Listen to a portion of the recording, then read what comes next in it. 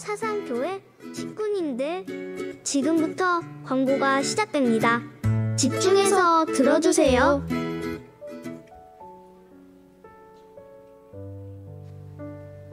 교회 소식입니다. 예배에 참석하신 분들과 인터넷으로 예배에 참여하신 분들을 환영합니다.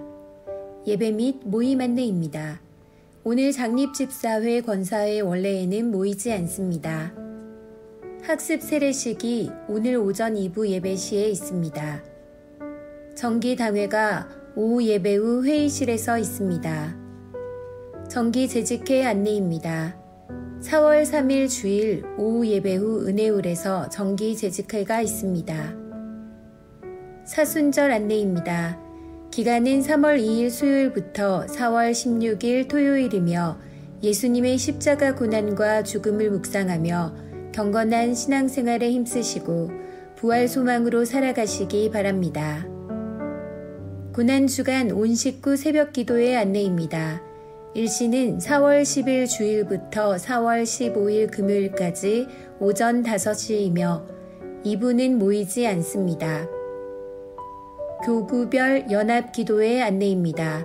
4월 8일 금요일 저녁 8시 13교구는 다니엘실에서 24교구는 은혜홀에서 연합기도회가 있습니다. 토요학교 2022년 수강신청 및 개강예배 안내입니다. 주보를 참조하시고 많이 신청하시기 바랍니다. 사상교회 사진 콘테스트 안내입니다. 자세한 사항은 주보를 참고하시고 많이 참여하시기 바랍니다. VIP 새가족을 환영합니다. 지난 주일에 등록하신 새가족들입니다. 새가족들을 진심으로 환영해 주시고 위에서 기도해 주시기 바랍니다.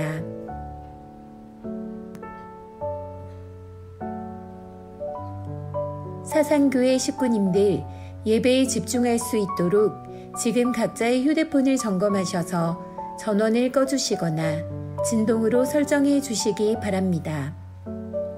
이 시간 경건한 마음과 몸가짐으로 하나님께서 기뻐 받으시는 예배 되도록 최선을 다하시고 하나님께 드리는 예배와 선포되는 말씀을 통해 큰 은혜 받으시기 바랍니다. 할렐루야. 3월 마지막 주일 일부 예배, 전세 예배 오신 여러분 환영합니다. 매주일마다 색깔이 하나씩 늘어나는 느낌이네요. 우리 앞뒤 좌우에 계신 분들과 함께 인사 나눴으면 좋겠습니다. 오늘도 하늘 복 많이 받으세요.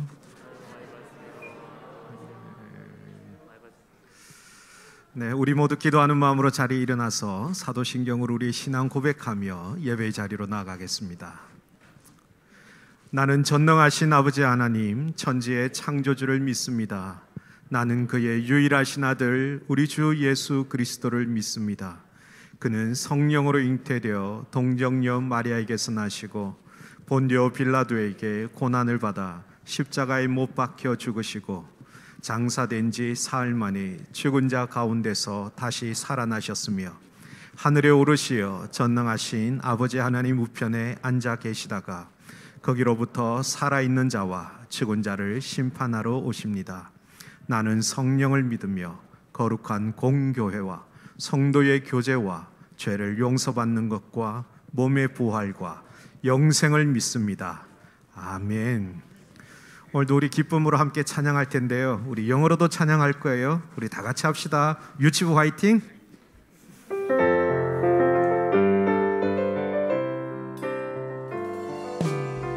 내 입술로 하나님의 이름을 찬송하며 내 마음으로 하나님을 즐겁게 찬양하네. 내 입술로 하나님의 이름을 찬송하며 내 마음으로 하나님을 즐겁게 찬양하네. 할렐루야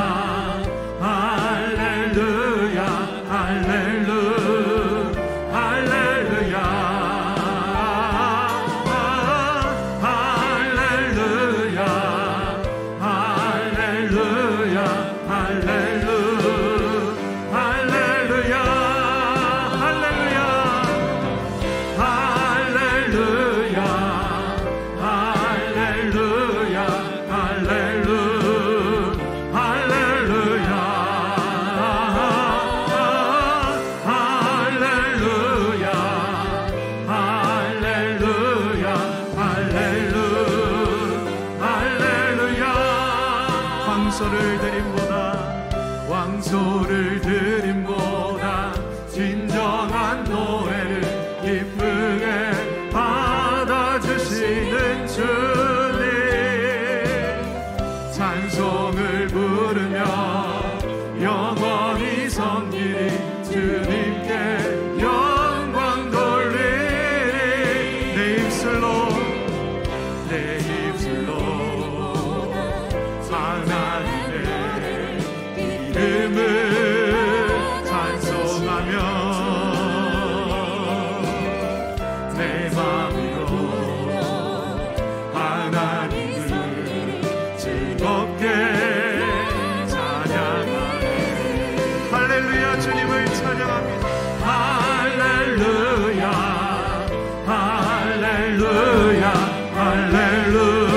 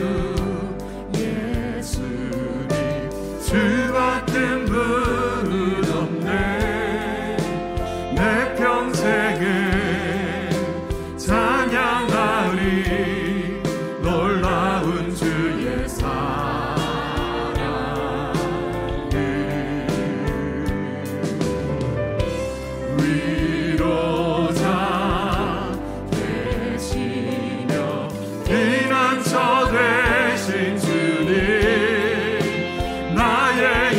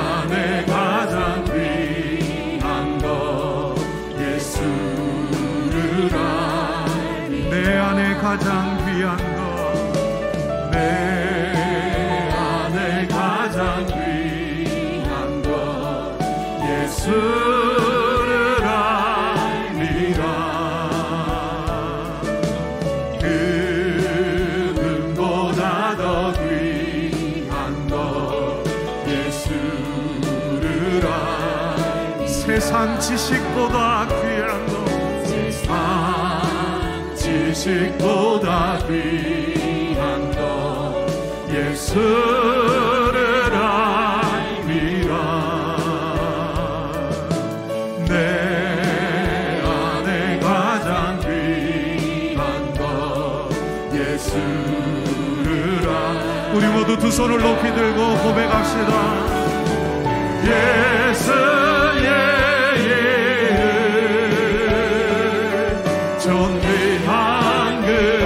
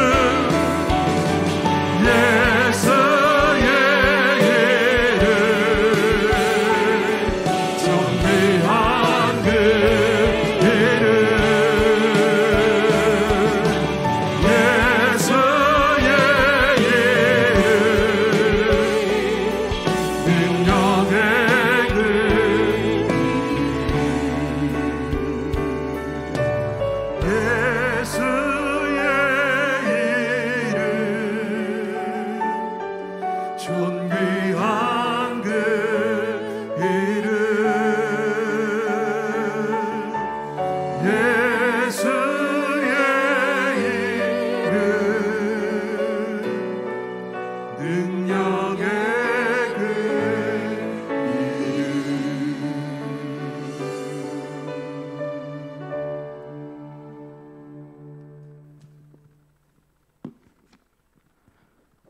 하나님 아버지 감사합니다. 이번 한 주간도 저희와 함께 하시고 지켜주셔서 주일 예배의 자리로 인도하심에 감사합니다. 한 주간 주님 앞에서 범했던 잘못된 생각들, 행동들 주님께서 모두 용서해 주세요. 지금 코로나로 많은 사람들이 고통받고 있습니다.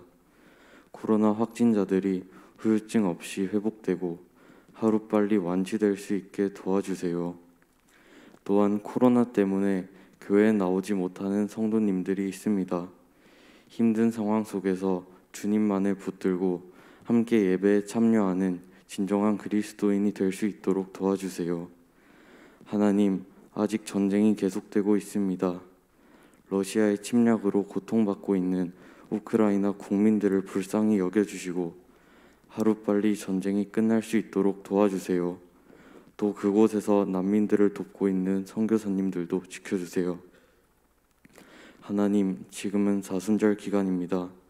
주님이 흘리신 땀과 피를 잊지 않고 기억할 수 있는 주님의 자녀가 될 수 있게 해주시고 전 교인들이 합심해서 주님께 예배하고 기도드릴 수 있게 도와주세요.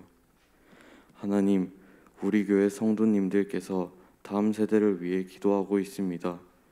교회 어른들께 감사하는 다음 세대 학생들이 되게 하시고 하나님이 기뻐하시는 꿈과 비전을 찾아 열심히 학업을 준비하는 다음 세대가 되게 해주세요.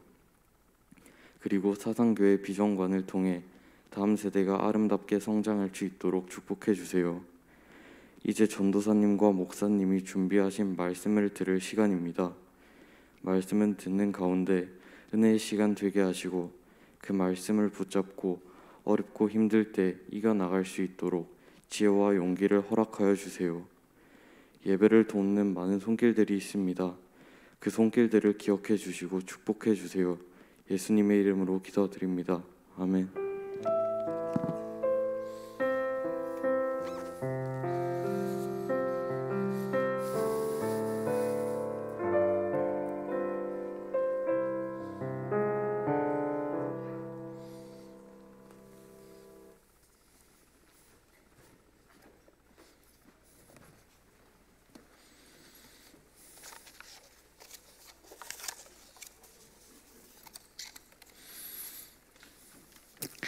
자, 이제 우리 드린 헌금 하나님께 봉헌하겠습니다. 함께 기도합니다.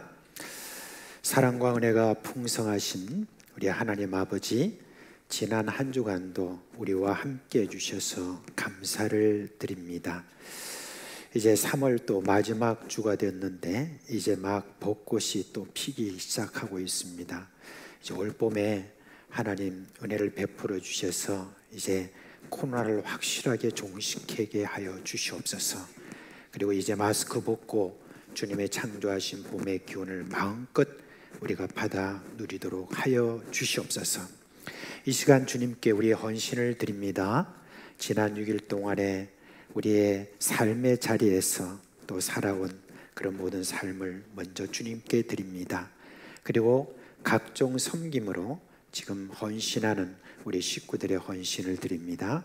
또 11조와 주정 감사로 선교와 북방, 장학, 건축 헌금으로 드립니다.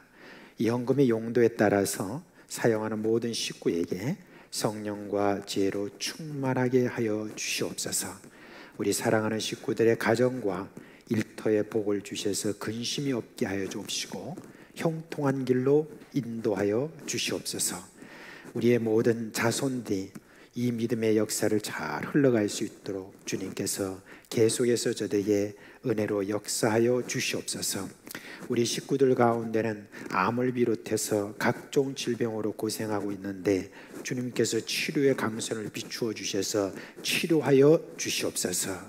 이런저런 형편으로 빈곤에 지금 허덕이고 있는 우리 식구들도 있는데 우리 모두가 다 힘을 합쳐서 이 모든 어려움을 이길 수 있도록 하여 주시옵소서. 귀하신 우리 주 예수님의 이름으로 감사하며 기도합니다. 아멘.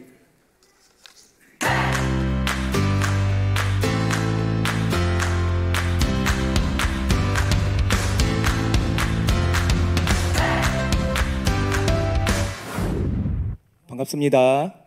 오늘 우리에게 주신 하나님의 말씀은 창세기 6장 1절에서 3절 그리고 14절에서 17절 말씀입니다. 조금 길어요. 그래도 한번 다 함께 읽어봅시다. 시작. 사람이 땅 위에 번성하기 시작할 때에 그들에게서 딸들이 나니 하나님의 아들들이 사람의 딸들의 아름다움을 보고 자기들이 좋아하는 모든 여자를 아내로 삼는지라. 여호와께서 이르시되 나의 영이 영원히 사람과 함께하지 아니하리니 이는 그들이 육신이 됨이라. 그러나 그들의 날은 120년이 되리라 하시니라. 14절이요. 너는 고페르 나무로 너를 위하여 방주를 만들되 그 안에 칸들을 막고 역청을 그 안팎에 칠하라. 내가 만들 방주는 이러하니 그 길이는 300규빗, 너비는 50규빗, 높이는 30규빗이라. 거기에 창을 내되 위에서부터 한 규빗에 내고 그 문은 옆으로 내고 상, 중, 하 3층으로 할지니라. 내가 홍수를 땅에 일으켜 무릇 생명의 기운이 있는 모든 육체를 천하에서 멸절하리니 땅에 있는 것들이 다 죽으리라. 아멘. 안녕하시렵니까? 네, 다들 웃으시죠? 네, 오늘 제가 이렇게 인사하는 데는 다 이유가 있습니다. 바로 오늘 말씀의 제목이 이러하기 때문인데요. 자, 느낌 아니까 느낌 한번 잘 살려서 제목을 다 함께 읽어봅시다. 시작. 믿음을 보여주시렵니까? 네, 여기에서 웃으시는 분들, 아, 추억의 인사말이요, 이렇게 하시는 분들은 내가 나이를 좀 많이 먹었구나 라고 생각하시면 되겠습니다. 네, 아침부터 이렇게 웃으면서 시작할 수 있으니 참 좋네요. 자, 어른들만 아는 이야기를 해서 미안해요, 친구들. 자, 이제 친구들이 알만한 이야기를 해줄게요. 자, 4주 전에 전도사님이 이곳에서 스토리텔링을 했었어요. 4주 전에 전도사님이 어떤 말씀을 전했을까요? 그죠? 아, 전도사님 어제 일도 기억이 안 나는데 4주 전에 일을 어떻게?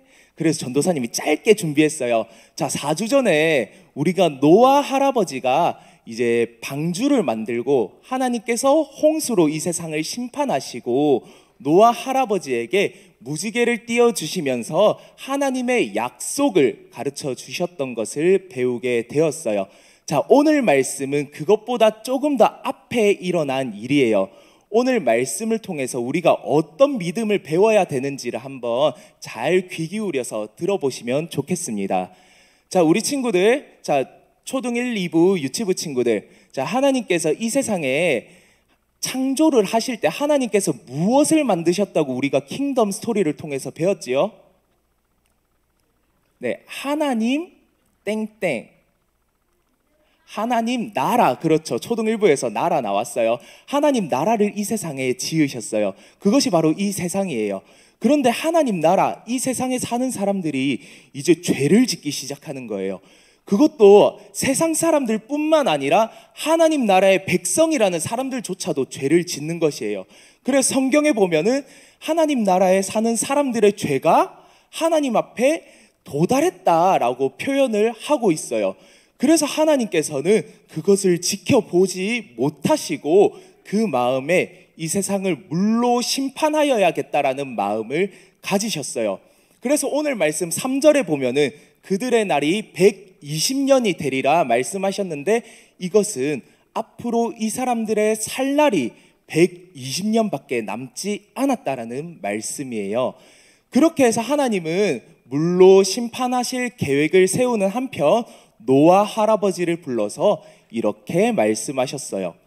노아야, 내가 이 세상을 홍수로 심판할 것이다.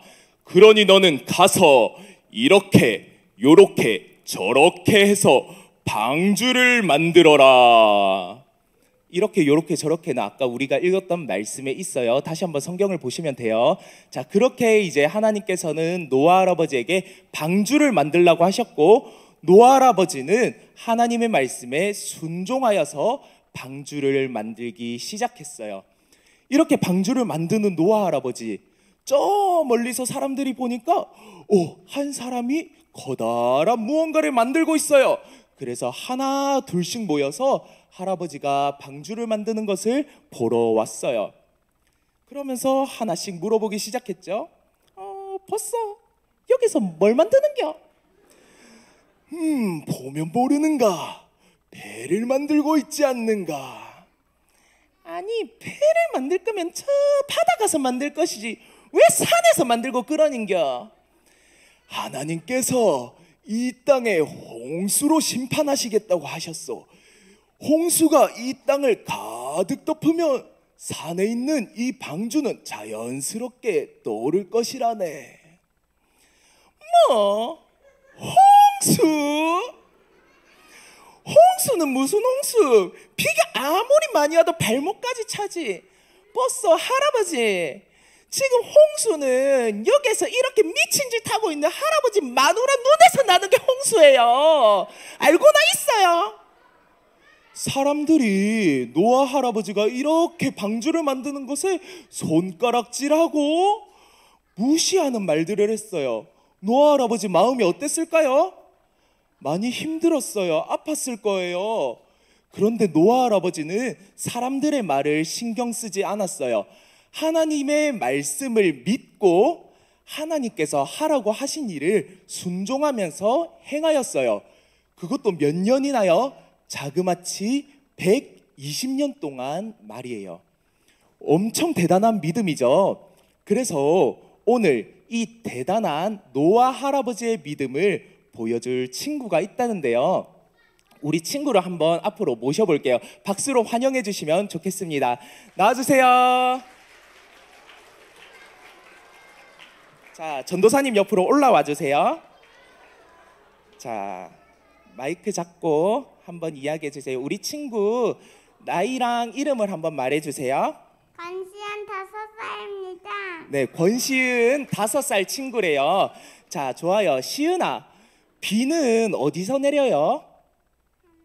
자, 마이크 가까이서. 하늘에서요. 네, 비는 하늘에서 내리죠. 그러면 우리가 지금 이렇게 안에 있으면은 비를 맞을까요? 안 맞을까요? 안 맞아요. 그런데 120년은 조금 길 것 같고 120초도 조금 길 것 같아요. 12초 뒤에 교회 안에 비가 내릴 거예요.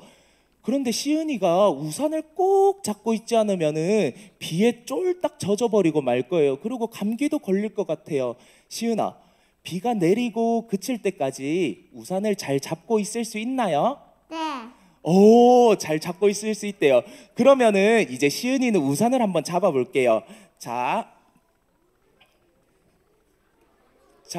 우산을 한번 잡아볼 거예요. 자, 우산을 계속 잘 쓰고 있어야 돼요, 시은아. 자, 그러면은 자, 여러분들이 한번 외쳐주시면 좋을 것 같아요. 자, 믿음을 하면 보여주시렵니까? 이렇게 한번 외쳐주세요. 믿음을 보여주시렵니까?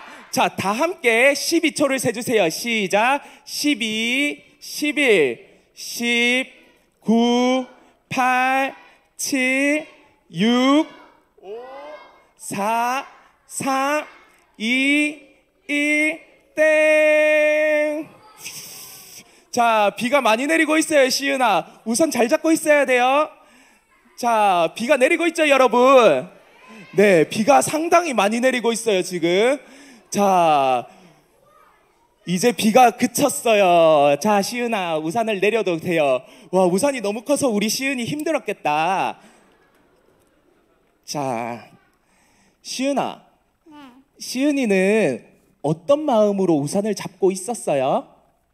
전도사님의 비가 내린다고 해서 그 말 믿고 잡았어요. 네, 전도사님이 비가 온다 하니까 그 말을 믿고 우산을 잡고 있었대요. 고마워요. 자, 이렇게 놀라운 믿음을 보여준 우리 시은이가 들어갈 때 박수로 격려해 주시면 좋겠습니다. 들어가세요. 네, 그래요. 우리가 오늘 말씀을 통해서 배울 수 있는 노아 할아버지로부터 배울 수 있는 믿음이 무엇일까요? 바로 하나님께서 그렇게 하신다고 하니까 그 말을 의심하지 않고 믿는 믿음이에요. 노아 할아버지는 120년 동안 이 땅에 홍수가 내리지 않았지만 하나님께서 하신다고 하시니 그 말씀을 믿고 순종함으로 방주를 만들었어요. 그러면 이 노아 할아버지의 믿음을 우리가 지금 여기서 이 세상에서는 어떻게 살아갈 수 있을까요? 예수님께서는 우리에게 이렇게 말씀하셨어요. 너희가 알지 못하는 때에 내가 이 땅에 다시 올 것이다. 약속의 말씀을 우리에게 주셨어요. 그러면 우리는 어떻게 해야 될까요? 예수님께서 오신다는 말씀을 반드시 이루어질 줄로 믿고 예수님이 오심을 기다리며 순종하며 살아가야 돼요. 그런데 우리가 어떤 말씀에 순종하며 살아가야 될까요? 바로 저쪽에 있습니다. 잃은 자를 찾아 구원하자. 예수님께서는 내가 다시 올 때까지 복음을 이 땅에 전하라라고 말씀을 하셨어요. 그래서 우리가 예수님께서 다시 오실 때까지 순종해야 될 명령은 잃어버린 자를 찾아 구원하는 그 사명입니다. 그래서 우리 모든 사상교회 식구님들이 예수님께서 다시 오시는 그날까지 예수님이 반드시 오신다는 것을 믿고 노아 할아버지의 믿음을 보여주시는 식구님들 되셨으면 좋겠습니다.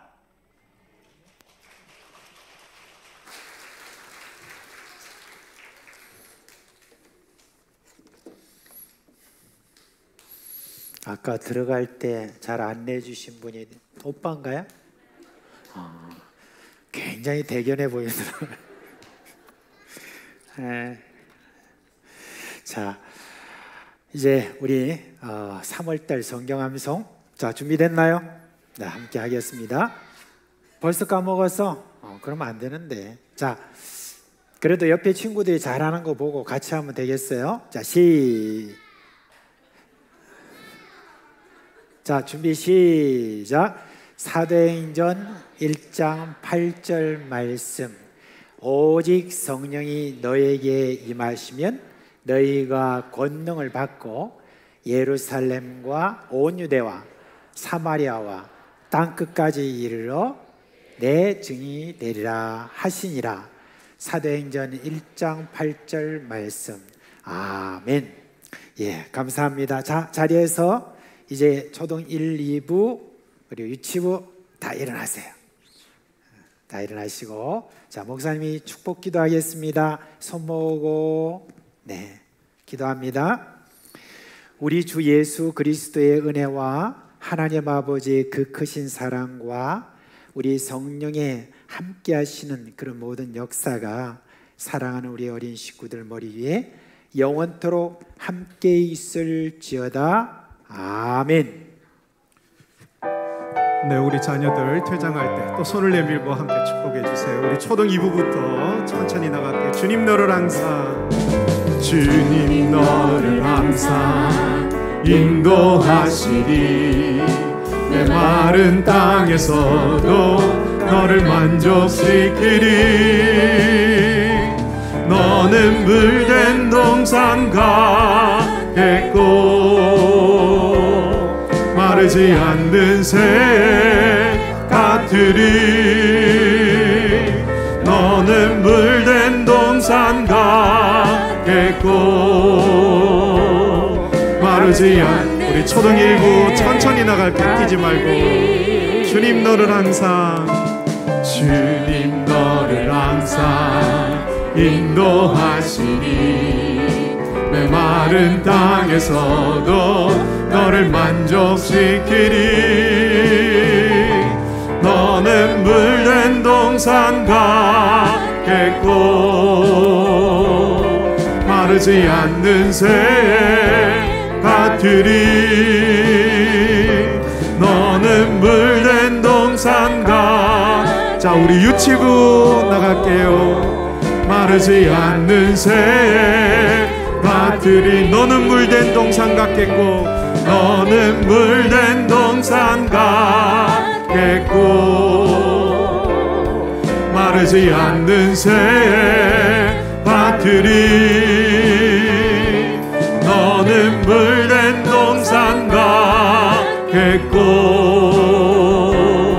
마르지 않는 우리 좌우에 계신 분들을 향해서 손을 내밀고 너는 물된 동산 같겠고 너는 물된 동산 같겠고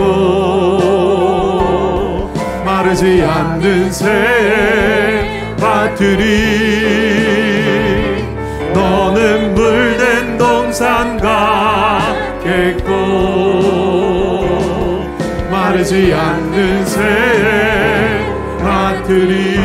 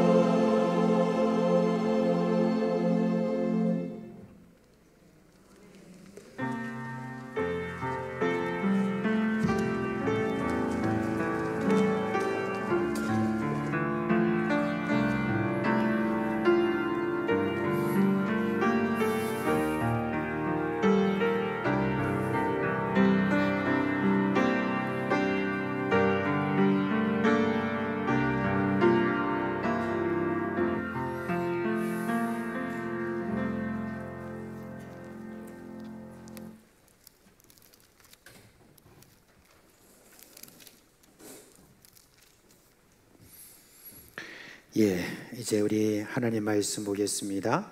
열왕기하 20장입니다.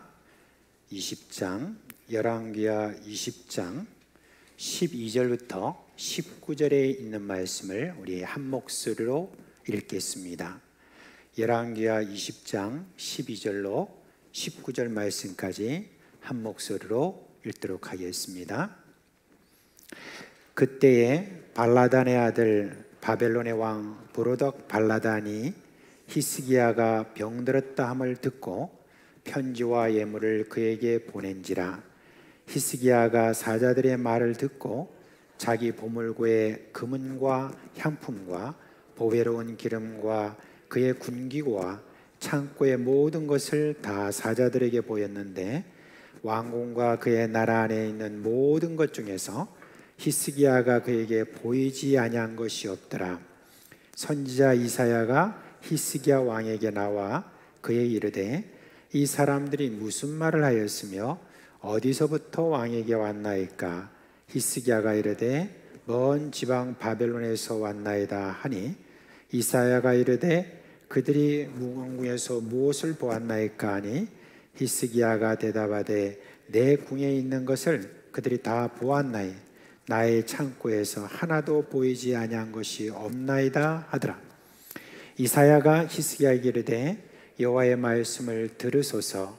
여호와의 말씀이 날이 이르리니 왕궁의 모든 것과 왕의 조상들이 오늘까지 쌓아두었던 것이 바벨론으로 옮긴 바 되고 하나도 남지 아니할 것이요 또 왕의 몸에서 날 아들 중에서 사로잡혀 바벨론 왕궁의 환관이 되리라 하셨나이다 하니 히스기야가 이사야에게 이르되 당신이 전한 바 여호와의 말씀이 선하니이다 하고 또 이르되 만일 내가 사는 날에 태평과 진실이 있을진데 어찌 선하지 아니하리요 하니라. 아멘. 이렇게 하나님 말씀을 딱 마무리 지을 때는 아멘 하기가 조금 이렇게 주저되는 그런 면이 있습니다. 그러나 하나님의 말씀이니 기록된 말씀으로 우리가 보고 아멘으로 그렇게 하게 되었습니다.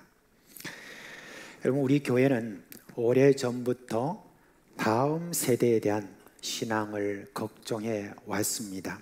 좀 더 구체화된 것은 2009년 100주년을 맞이하면서 저희들이 3대 비전을 선포하면서 좀 더 구체화된 것을 볼 수 있습니다. 그 3대 비전에 있어서 제일 첫 비전이 뭡니까? 신앙의 전수입니다.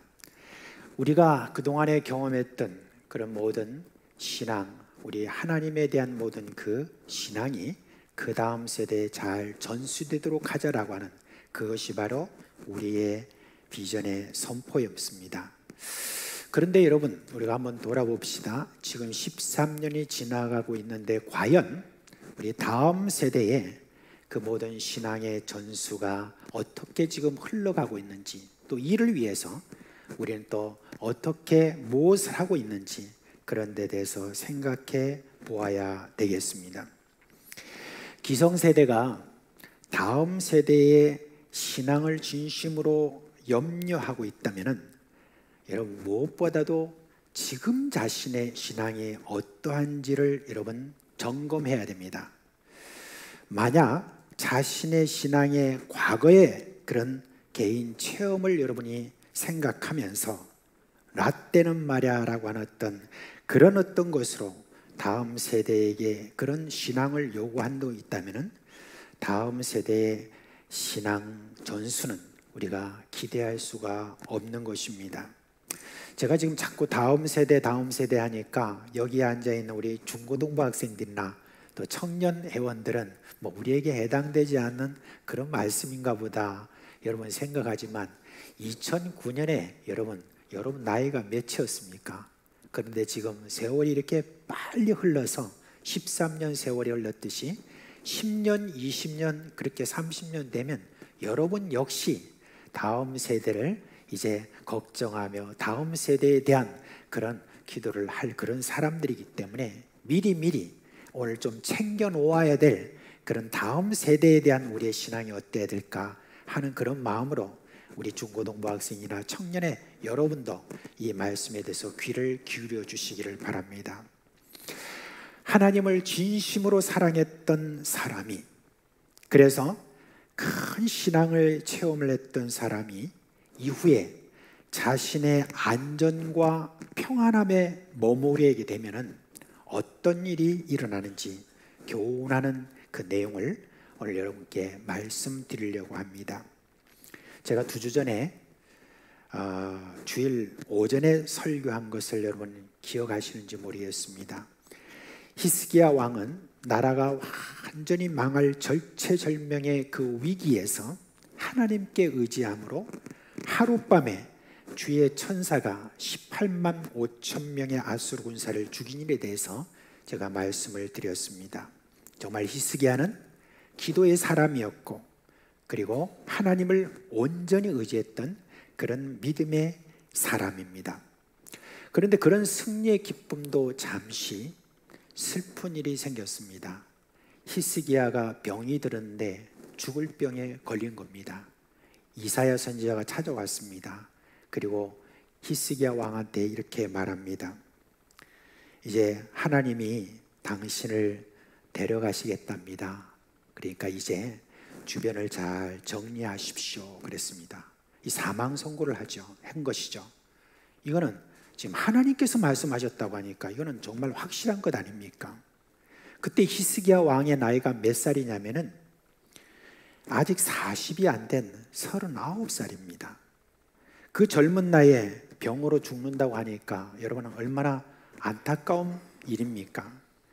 근데 기도의 사람이고 믿음의 사람인 이 히스기야 왕이 이렇게 젊은 나이에 죽는다니까 여러분 얼마나 슬픈 일입니까? 그런데 여러분, 히스기야가 누구죠? 기도의 사람입니다.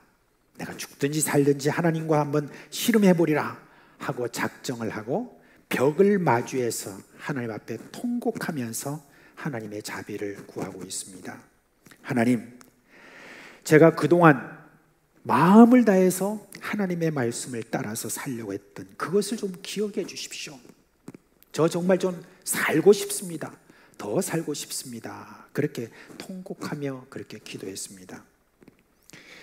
여러분 혹시 이런 인생의 위기 속에서 혹시 여러분들이 어떤 죽을 병에 걸렸다라고 하는 어떤 그걸 여러분이 선고받고 난 다음에 이런 기도를 혹시 해보신 적이 있습니까? 저는 암에 걸려보지 않아서 잘은 모르지만 아무리 천국에 대한 어떤 소망을 가지고 있는 그런 믿음의 사람이라 할지라도 이 세상에 더 살고 싶은 그런 마음이 있는 것 같아요. 근데 그게 하나님이 사람에게 주신 본성인 것 같습니다. 뭐 죽어도 천국 갈 건데 뭐 그렇게 기도할 필요가 있나? 그냥 하나님의 뜻이니 그냥 하나님 원대로 하시옵소서 라고 나는 말할 것이다 라고 하는 그런 철없는 그런 사람들이 있는지 모르지만 막상 그런 형편이 되면요, 누구나 다 그 본성에 따라 내가 살고 싶다 그런 어떤 마음을 가지는 것 같습니다. 정말 그래요. 히스기야가 믿음이 없어서 그런 것도 아닙니다. 히스기야는 전심으로 그리고 진심으로 하나님 정말 저는 더 살고 싶습니다 그렇게 한 것입니다. 여러분, 우리 식구들 중에는 지금 암으로 고생하는 분들이 있죠. 항암 치료를 하는데 아무리 지금 세월이 좋아지고 의술이 발달했다 할지라도 지금도 여러분 암으로 돌아가시는 분들이 참 많지 않습니까? 그 항암 치료를 하면서 여러분 그 고통은 이루 말할 수도 없고, 그리고 무엇보다도 죽음을 앞에 둔 어떤 그런 참 위기 속에서 여러분 이런 기도를 하는 그런 분들이 있습니다. 지금도 여러 지병으로 힘겨운 싸움을 싸우는 그런 분도 있습니다. 저는 그 마음에 있는 이 솔직한 이 심정, 더 살고 싶다라고 하는 이 솔직한 심정, 여러분 숨길 필요가 없습니다. 그거는 당연한 그런 마음입니다. 또 우리 주변에 있는 분들은 그런 마음을 여러분이 충분히 이해하면서 우리는 함께 기도해 주는 것이 참 필요합니다. 여러분, 이사야 선지자가 그런 왕의 모습을 보니까 여러분 얼마나 여러분 안타깝겠습니까? 하나님 앞에 통곡하면서 기도하는 그 모습 더 보고 있을 수가 없었습니다. 그래서 저는 왕궁을 떠나서 이제 성문으로 나가려고 하는데, 근데 하나님께서 다시 말씀하십니다. 뭐라고 말씀하시냐면, 너는 돌아가서 내 백성의 주권자 히스기야에게 말해라, 그렇게 했습니다. 성경의 어떤 내용들을 다 읽을 때, 어떤 때는 한 구절이 딱 들어올 때, 어떤 한마디가 딱 들어올 때 갑자기 제 마음에 찡 하는 마음이 있는데, 이 말씀 속에서 너는 돌아가서 내 백성의 주권자 히스기야에게 말할 때, 저는 내 백성의 주권자라는 이 말이 제 마음에 찡하게 이렇게 다가왔습니다. 하나님이 히스기야를 뭐라고 하느냐? 내 백성의 주권자라고 그렇게 지금 부르고 있습니다. 히스기야가 하나님의 백성을 그래도 믿음으로 제대로 다스렸다는 그런 하나님의 인정이 아니겠습니까? 그러면서 내가 그의 기도를 들었고 그의 눈물을 보았다 그랬습니다. 여러분, 기도는요, 특히 진심 어린 그런 기도는 하나님의 마음을 바꾸는 그런 일들을 성경의 곳곳에서 우리가 발견할 수 있습니다. 히스기야는 왕으로서 좀 더 살면서 백성들을 믿음으로 이끌고 싶은 마음이 있었던 것 같습니다. 그러니까 하나님께서 저를 가리켜서 나의 백성의 주권자라고 하셨고, 또 이 눈물의 기도가 얼마나 진심이었는지를 알았다는 것 아니겠습니까? 이제 이사야가 이 하나님의 말씀을 기뻐하면서 전합니다. 네가 3일 만에 여호와의 성전에 올라가겠고 또 15년을 더할 것이고 너는 이 성을 아수르 왕의 손에서 구원하고 이 성을 보호하겠다, 그렇게 했습니다. 여러분, 아수르 왕이 올라왔다가 18만 5천 명의 군사를 잃어버리고 돌아갔지만, 그래도 아수르라는 나라는 그 당시에 대단히 강대한 나라였습니다. 그 아들 에살핫돈이 그 다음부터 얼마나 일을 갈았겠습니까? 우리 아버지가 못 이룬 일을 내가 이루려고 하면서 아수리가 되도록이면 틈을 잡아서 지금 이스라엘을 공격하려고 그렇게 이렇게 노력을 얼마나 했겠습니까? 그런데 하나님이 이렇게 보장을 해주십니다. 이제 아수르로부터 너를 보호하겠다, 이 성을 보호하겠다라는 그런 지금 말씀을 이렇게 들었으니까 여러분, 얼마나 여러분 대단한 어떤 그런 응답입니까? 여러분, 기도라는 것, 눈물의 기도, 이거는 우리가 생각하거나 기도하는 내용 그 이상으로 응답이 있다는 것, 이걸 여러분 성경 곳곳에 또한 말하고 있습니다. 이제 그 증거로 해시계를 10도 뒤로 돌리는 그와 같은 기적도 보여주셨습니다.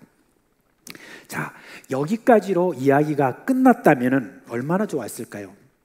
그냥 히스기야는 하나님의 도우심으로 15년 동안 아수르의 침공에서 연승하고 백성을 잘 다스리다가 하나님의 부르심을 받았고 그 아들에게 왕위를 물려주었더라, 그렇게 했다면 여러분 얼마나 좋았을까요?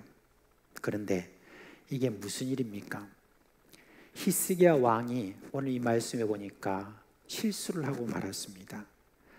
히스기야가 아수르라는 나라는 막았지만 바벨론의 침공을 불어들이는 그런 천추의 한을 남기고 마는 그런 실수를 저질렀습니다. 저 먼 동쪽에 있는 바벨론이라는 나라가 일어났어요. 지금이 이라크 지역이거든요. 그런데 지금이야 그 지역에서는 유전이 있어서 기름을 팔아가지고 저희들이 부자가 될 수 있지만, 당시에는 사람들이 그냥 거친 그런 사막에서 뿔뿔이 흩어져서 겨우 입에 풀칠해서 살아가는 그런 사람들이었죠. 그런데 발라단이라고 하는 사람이 여러 부족들을 규합해서 나라를 세우고 법도 세워가면서 조금씩 강해지기 시작했습니다. 그리고 그 아들 브로닥 블라단이라고 하는 이 왕이 이제는 그 아버지의 뒤를 이어서 그 당시 그 거대한 나라인 이 아수르에서 지배에서 좀 벗어나려고 애를 쓰던 바로 그런 시절이었습니다. 그런데 이 왕이, 히스기야 왕이 병을 들었다 또 나았다는 그런 소식을 듣고 난 다음에 사절단을 이렇게 보냈습니다. 여러분, 축하 편지와 예물을 들고 오기는 했지만 그 사절단의 목적은 따로 있었습니다. 자기들은 이 유대를 앞으로 침략할 수 있느냐 없냐, 그 많은 가치가 있느냐, 그걸 여러분 이제 파악하러 사절단을 보낸 겁니다. 여러분, 이미 아수르 18만 5천 명의 군사를 물리쳤다라고 하는 어떤 이 소식이 그들에게도 들어가지 않았겠습니까? 바벨론이 다 그걸 알았을 것입니다. 도대체 그 이유가 뭐냐 하는 어떤 그 생각을 가지고 여러분, 강력한 군사력이 저들에게 어떻게 있는지 어떤지 세상 사람들로서는 그걸 좀 알아보려고 여러분 했던 것 아니겠습니까? 그런데 여기서 지금 히스기야를 보니까 그런 어떤 것들도 모르고 그냥 흥분해가지고 그 사절단에게 나라의 곳간의 모든 것들을 다 구경시켜 줬습니다. 무엇보다도 자기 보물 창고에 있는 금은 모아와 온갖 비싼 향품, 그리고 군 병참 창고들, 나라의 모든 비밀스러운 그런 것들을 남김없이 다 보여주었습니다. 선지자 이사야가 그걸 알고는 히스기야 왕에게 자초지종을 듣고 난 다음에 하나님의 말씀을 전합니다. 왕의 조상들이 지금까지 쌓아놓은 모든 것이 바벨론으로 옮겨질 것이고, 왕의 모든 아들 중에서 어떤 이들은 사로잡혀서 바벨론 왕궁의 환관, 즉 내시가 될 것이다 라고 이렇게 이야기를 했습니다. 이제 유다가 바벨론에 망하고 많은 백성이 바벨론 포로로 잡혀가고 왕도 잡혀가는 그것을 이야기를 하고 있는 것이죠. 그런데 이런 데 대해서 히스기야 왕이 대답하는 그 말이 참 기가 막혀요. 뭐라고 말하냐면 여호와의 말씀은 선합니다, 그렇게 이야기하는 거예요. 이 말이 여러분 뒤에 말과 연결해 보면 이 말입니다. 하나님 그렇게 말씀하셨으니까 어쩔 수 없죠, 그런 이야기입니다. 그런데 자기가 죽을 병에 걸렸을 때는 그랬나요? 벽을 향하여 통곡하면서 기도를 하면서 그 하나님의 작정을 좀 돌려달라고 그렇게 하지 않았습니까? 그런데 여러분, 어떻게 이렇게 속히 포기할 수 있을까요? 그냥 하나님이 그렇게 하신다는데 내가 뭐 거부할 수 있겠습니까? 하나님 그냥 선하시지 않겠습니까? 이런 이야기입니다. 그러면서 또 하는 말이래요. 기가 막힌 이야기입니다. 내가 사는 날 동안 태평과 진실이 있을 것이니 선하지 않겠습니까? 그렇게 말합니다. 이 말은 내가 사는 날 동안에 그런 일이 안 일어날 테니까 감사하네요, 이 말을 하는 것입니다. 아니, 자기 때 그런 일이 일어나지 않으면 괜찮다는 이 말에 대해서 저는 제 눈을 의심하지 않을 수 없었습니다. 이게 도대체 무슨 말인가? 아니, 히스기야 왕이 어떻게 이런 말을 할 수 있을까? 자손이 당할 그 불행에 대해서 전혀 개의치 않는다라고 하는 그런 지금 말을 하고 있는 것 아니겠습니까? 여러분, 이게 히스기야 왕이 어떻게 이렇게 변하게 되었을까? 히스기야 왕이 여러분 병이 낫고 난 다음에 어떤 일이 저에게 일어났을까? 이렇게 생각을 해봅니다.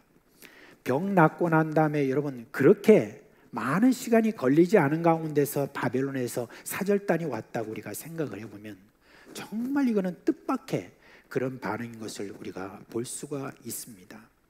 저는 이게 하루아침에 된 것은 아니라고 생각합니다. 자신의 어떤 병이 낫고 하는 어떤 이 모든 일들 이전부터 진행되어 왔던 그런 히스기야의 개인적인 어떤 신앙에 나름대로 문제가 있었다라고 저는 생각을 합니다. 저는 이렇게 생각합니다. 그냥 자신이 지금 이 나라의 왕으로서 자기가 지켜야 될 도라든지 분별력이라든지 지혜라든지 이런 모든 것들을 하나님으로부터 받아야 되는 그런 모든 의무를 저버리고 자기 자신의 그 어떤 건강의 문제라든지 이런 어떤 것들의 안위라든지 평안이라든지 이런 것들에 대해서 오랜 세월 동안 제가 걱정을 해온 어떤 거기에 사로잡히기 시작했다는 바로 이 이야기인 것입니다. 그의 영혼이 하나님을 향하여 깨어있지 못했다라고 하는 것을 볼 수 있습니다. 분별력이 그러니까 떨어졌고 개인의 감정에 끌려가지고 이 사람들이 오니까 그냥 기분이 좋아서 저희들에게 있는 거 없는 거 다 보여주는 그와 같은 어리석은 짓을 하고 말았다는 것입니다. 여러분, 저는 여기에 잘 나오지는 않았지만 이사야라는 사람의 그 심정은 어땠을까 한번 생각해 봅시다. 이사야 선지자는 이미 히스기야의 증조 할아버지인 우시야 그리고 요담 그리고 아하스 왕 때도 궁정을 드나들면서 왕들에게 조언을 했던 그런 분입니다. 이사야 6장에 보면 이사야는 우시야 왕의 죽음으로 큰 좌절감을 겪었던 적이 있었습니다. 근데 우시야 왕은 나름대로 이스라엘을 여러분 새롭게 해보려고 노력했던 그런 왕이었어요. 그러니 이사야 선지자는 이 왕을 기대하면서 함께 협력을 했습니다. 그런데 어느 날 우시야 왕이 여러분 교만해져 가지고 제사장이 하는 것을 자기에게 직접 하겠다고 그렇게 나섰습니다. 그러다가 어떻게 됐죠? 피부병에 걸렸는데 악성 피부병에 걸렸습니다. 그 피부병으로 여러분 그 궁정에 있을 수가 없어가지고 그 우시야 왕을 다른 곳으로 옮겼습니다. 옮겨가지고 그 성에서 여러분 유폐되어 가지고 평생 그렇게 살다가 여러분 죽었습니다. 그렇게 죽었으니까 이사야로서는 그 죽음에 대해서 너무너무 낙담이 된 거예요. 그래서 제가 성전에 들어가서 하나님 앞에 기도할 때 하나님께서 저에게 위로를 해주셔서 다시 새로운 마음을 가지고 다시 선지자로서 제가 사역을 시작하게 됐는데, 그 이후에 요담과 아하스 왕을 지나서 이제 히스기야라는 왕을 만났는데, 여러분 이 히스기야라는 왕이요 개혁하고 그리고 신앙적으로 모든 것들을 해나가는 어떤 그 모습이 너무너무 기뻤습니다. 신이 났습니다. 그런데 어떻게 됐어요? 이렇게 되니까 여러분 이사야 선지자의 마음이 얼마나 아팠겠습니까? 그런데 히스기야의 그 안주함이 어찌 왕 한 사람의 생각이었겠습니까? 저는 이 생각이 그 당시 유대에 사는 백성들의 공통적인 그런 생각이라고 봅니다. 유대 백성들이 하나같이 자기의 먹고 사는 문제에 한눈 팔고 다음 세대 신앙에 대해서는 별 생각도 없이 개인의 안주함에만 신경을 쓰고 있었습니다. 다음 세대는 안중에도 없고 자신의 세대만 평안하면 된다라고 하는 이런 생각, 이게 결국은 다음 세대에 큰 불행을 안겨주는 그런 모습을 볼 수가 있습니다. 저는 많은 어른들이 요즘 젊은이들은 너무 개인주의적이다, 우리 때는 안 그랬는데 라고 그렇게 이야기를 하면서 그렇게 비판하는 그런 모습들을 봅니다. 근데 여러분, 그런 욕을 하기 전에 자신에 대해서 먼저 살펴봐야 돼요. 나는 어떤가 하는 것입니다. 여러분, 어느 날 갑자기 젊은이들이 이렇게 바뀐 것은 아닙니다. 앞세대와 반드시 다 연결되어 있는 것입니다.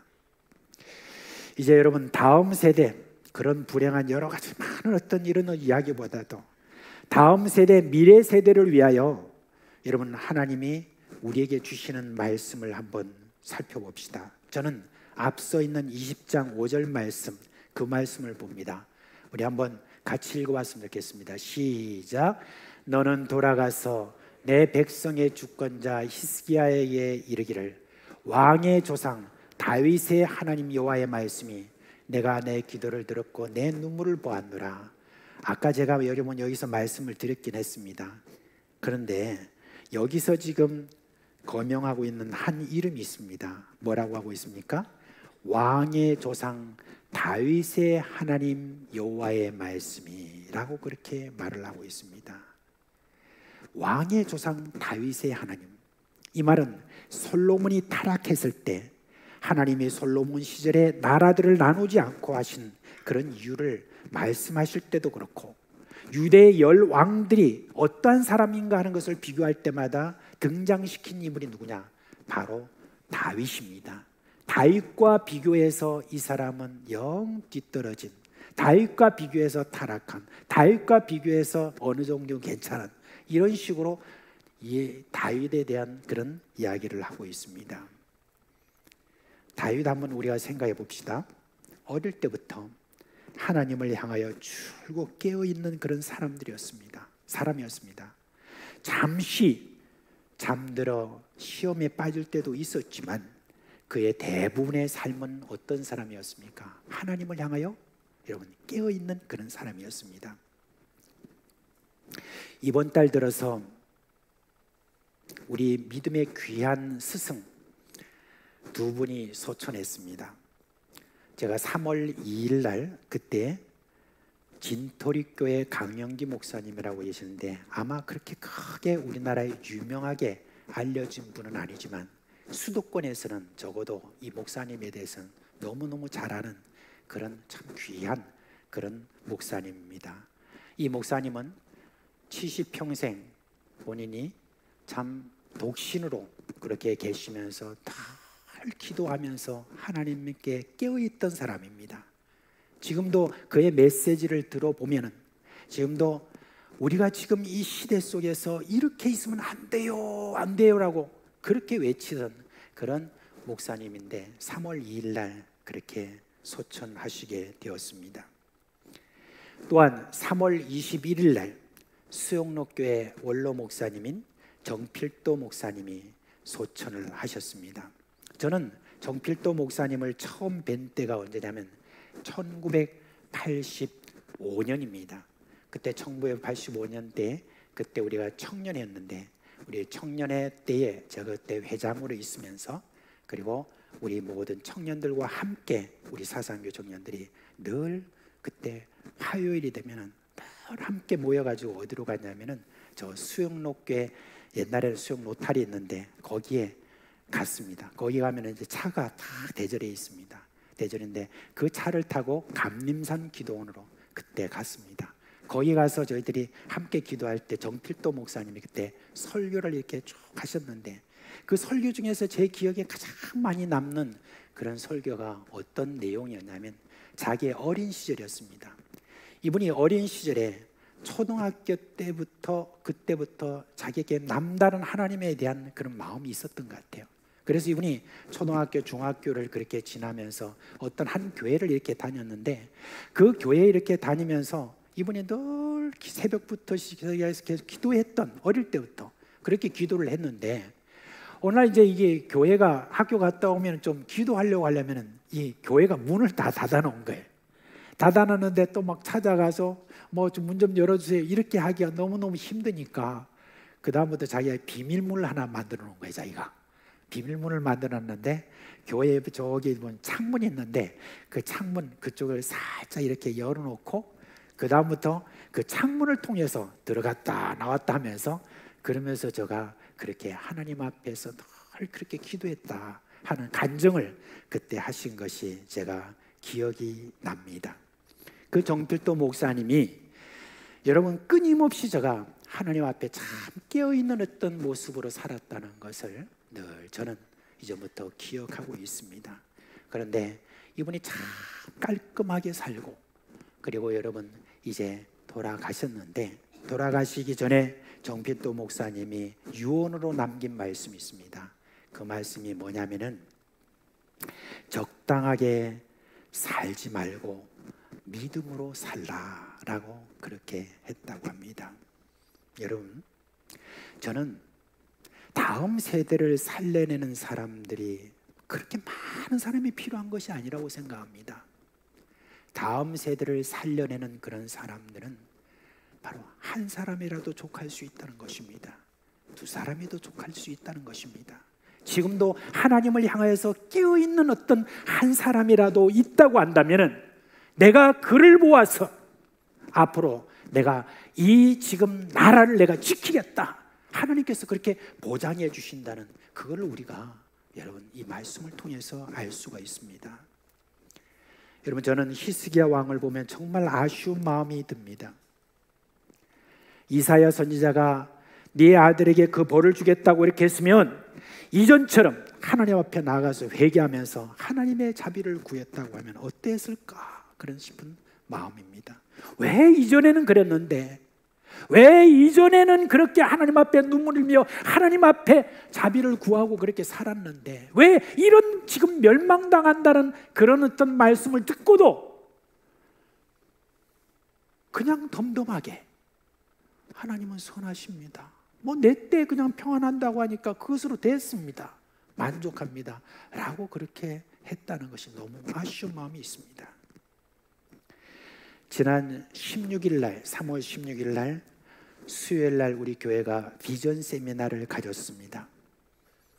비전 세미나를 가졌는데 그때 세계로 교회 손현보 목사님이 오셔서 사사기 첫 부분을 설교하시면서 이렇게 말을 했습니다. 지금은 하나님의 역사를 눈으로 보고 체험한 장로들의 끄트머리에 지금 있습니다. 이제 성경의 사사기 시대로 들어갑니다. 하나님을 알지 못하고 예배하지 않는 세대는 우상을 예배하는 끔찍한 세대가 됩니다라고 그렇게 말을 했습니다. 여러분, 다음 세대가 단순히 교회를 안 나온다고요? 단순히 예수를 안 믿는다고요? 그것으로 끝나는 게 아닙니다. 그 다음에 뭘 합니까? 다음 세대가 우상을 섬긴다는 것입니다. 이게 지금 사사기가 우리에게 보여주고 있는 것입니다. 예수 안 믿고 하나님 안 믿는 그것으로 끝나는 게 아니라는 말입니다. 우상을 섬긴다는 바로 그것이 정말 끔찍한 것입니다. 우리가 정말 인정하고 싶지 않지만 성경이 그것을 말하고 지난 기독교 역사가 그것을 말하고 있는 것입니다. 여러분, 오늘 우리에게 주시는 하나님의 그런 교훈이 뭡니까? 우리가 체험한 그 신앙의 역사, 그것을 개인화하고 그저 그 과거의 체험만 회상하고 신앙생활이 지금 현재가 어떻는지, 지금 신앙생활에 있어서 하나님 앞에 신앙하지 않고 신실하지 않는다면 지난날 아무리 큰 신앙 체험했어도 다음 세대 그 신앙이 연결되지 않는다, 그걸 이야기를 하고 있는 것입니다. 여러분, 우리 지금 사상교회 식구들의 신앙, 여러분, 이게 다음 세대와 반드시 연결되어 있습니다.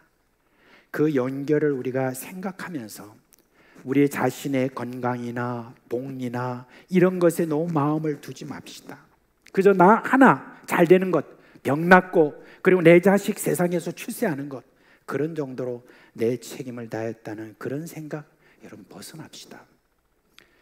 하나님이 다윗이라고 하는 이름 때문에 그 많은 세월을 참아주신 것을 우리가 생각해 보면 이 세대에 여러분 이런 다윗이 있다고 한다면 다음에 몇 세대는 그래도 괜찮을 것 같지가 않겠습니까? 그것을 우리 생각하면서 옛날 여러분 신앙 생각하지 말고 지금 내가 하나님 앞에서 깨어있는 사람으로 우리가 신앙하도록 합시다. 다음 세대의 신앙을 결정하는 것, 지금 세대의 신앙이라고 하는 것, 여러분 이것을 우리가 마음에 새기고 신앙하는 저와 여러분 되시기를 주님의 이름으로 축원합니다. 이제 다 자리에서 일어나시겠습니다.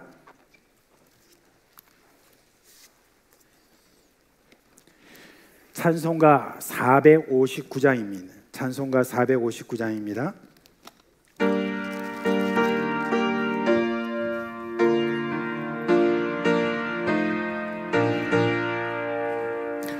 누가 주를 따라 섬기려는가? 누가 죄를 떠나 주만 따를까? 누가 주를 섬겨 남을 구할까? 누가 주의 뒤를 따라가려나? 부르심을 받아 주의 은혜로 주를 따라가네. 주만 따르네. 세상 영광 위에 따름하니요. 그 신사랑 이래 주만 따르고 주가 내려주신 은혜 힘입어 주의 뒤를 따라 힘써이하네.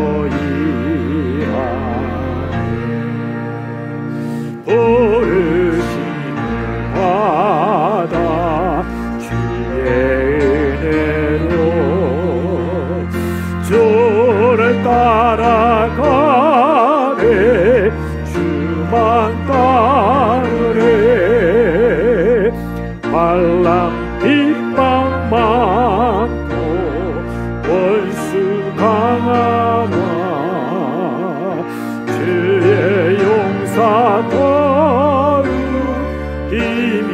상하니 그 안에 이겨 넘어뜨리라 변함없는 진리 승리하리라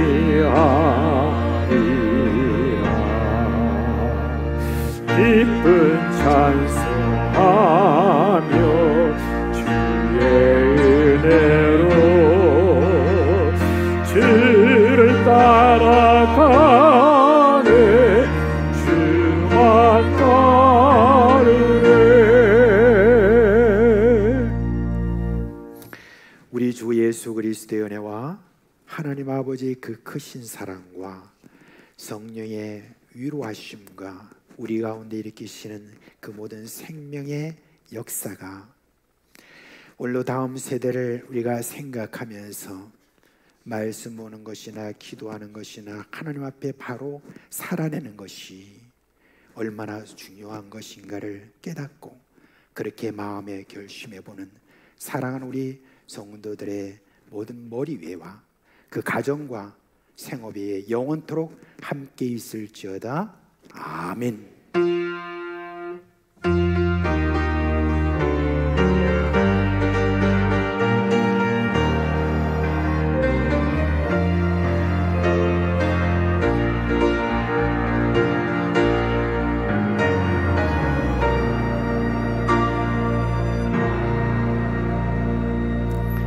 예, 잠시 자리에 앉아 주시죠.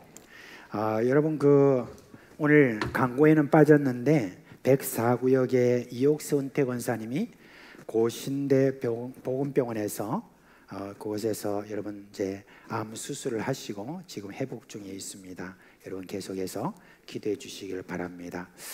우리 교회에서 그동안에 참 수고하셨던 우리 청년 2부에 김은영 자매가 이제 서울로 이제 진출을 하게 됩니다.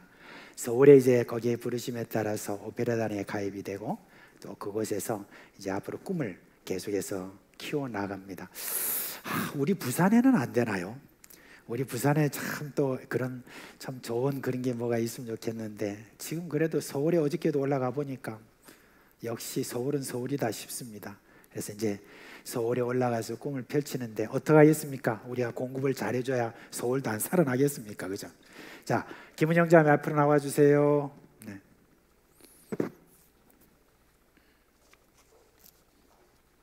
마이크 하나. 네.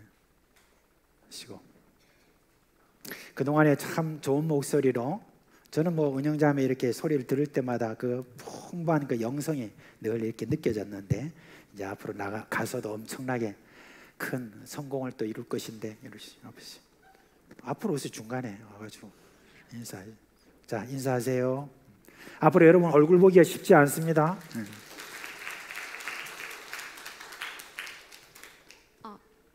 한마디 하세요. 네, 사상교회는 저한테 집과 같은 곳이었습니다. 어머니가 해주신 따뜻한 밥을 먹고 하루를 또 힘내서 살 수 있듯이 예배 말씀을 먹고 자라서 하루하루 살아갈 수 있었고 또 가족 같은 분위기로 정말 딸처럼 친구처럼 동생처럼 언니처럼 잘 대해주시는 모든 분들께 정말 진심으로 감사하고 사랑하고 축복한다고 말씀드리고 싶고요. 마지막으로 기도의 힘을 저는 믿습니다. 믿지 않는 가정에서 혼자 교회 나오고 있었는데요. 저희 가정을 위해 꼭 제가 떠올리신다면 저를 위해 기도하시는 것보다 저희 가정을 위해 꼭 한번 기도 부탁드리겠습니다. 감사합니다. 금일봉은 나중에 전달하고 우리 지금 중고등 학생들 다 일어났어요. 그 자리에서. 예, 그리고 또 우리 청년회 있습니까? 청년들 다 일어나세요. 자리에 일어나세요. 자, 우리 한번 다 같이 한번 손 한번 콱 내밀어 보세요. 여러분 한번 이렇게 오랜만에 한번 축복 한번 해보시죠. 축복합니다. 한번 해보시죠. 시작. 예, 우리 중고등학생 지금 굉장히 부담되는가 본데 박수 한번 하시죠.